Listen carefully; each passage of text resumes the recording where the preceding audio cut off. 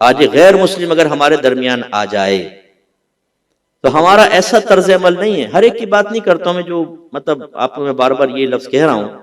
لیکن ہمارے مسلمانوں کی میجورٹی ایسی ہے کہ وہ ہماری ذات سے متاثر ہو کے اسلام قبول نہیں کرے گا۔ بعض نوجوان مجھے کہتے ہیں وہ صاحب ایک کرسچن لڑکی سے میری انڈرسٹینڈنگ ہو گئی، میں چاہتا ہوں اس کو کلمہ پڑھا کر مسلمان کر لوں پھر شادی کروں۔ اچھی بات ہے، جذبہ تو اچھا ہے، چلو کلمہ پڑھا کے مسلمان، لیکن بیٹا کیوں کلمہ پڑھا رہا ہو؟ تاکہ نکاح تمہارے لیے جائز اور حلال ہو جائے، اس کے بعد دین کو خدا حافظ۔ تم خود دین پر عمل نہیں کر رہے،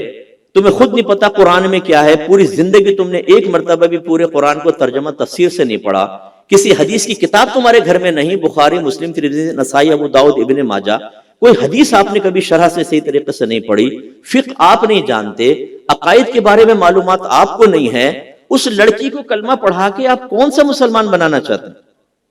میں اس کو منع نہیں کر رہا ہوں، اچھی بات ہے، چلو ٹھیک ہے، لیکن میں سوچ دینے کی کوشش کر رہا ہوں کہ صرف اپنے دل کو منانے کے لیے کلمہ پڑھا کے مسلمان کر لیا، کل وہ لڑکی مسلمان ہونے کے بعد اگر خود دین سیکھ کر اور اسی نوجوان سے کہے گی کہ کس دین کی طرف تم نے بلایا تھا جس سے تم خود بیزار ہو، تم خود عمل نہیں کرتے ہو، میں نے تو سیکھا ہے کہ 5 وقت نماز تمہارے اوپر فرض ہوتی ہے جس میں فجر ہے، تم تو کئی مہینوں سے فجر کی نماز نہیں پڑھ رہے، خالی تم نے نکاح کے لیے کلمہ پڑھا تھا، کلمہ پڑھوایا تھا مجھ سے۔ یہ ہماری حالت ہے، یعنی مسلمان آج مسلمان بن کر دکھانے کے لیے بھی تیار نہیں۔ ہمیں اپنے اسلامی گیٹ اپ سے ایک تھوڑی سی اجنبیت سی محسوس ہونے لگی، چہرے پہ ہم داڑھی نہیں رکھتے،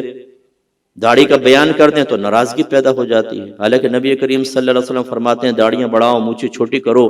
اور یہودیوں کی سی صورت مت بنو۔ میں نہیں کہہ رہا ہوں، آپ کے نبی فرما رہے ہیں، جن کا ہم نے کلمہ پڑھا، داڑیاں بڑھاؤ، مونچھیں چھوٹی کرو۔ یہاں داڑھی غائب اور مونچھیں سلطان رائی کھگا، یہ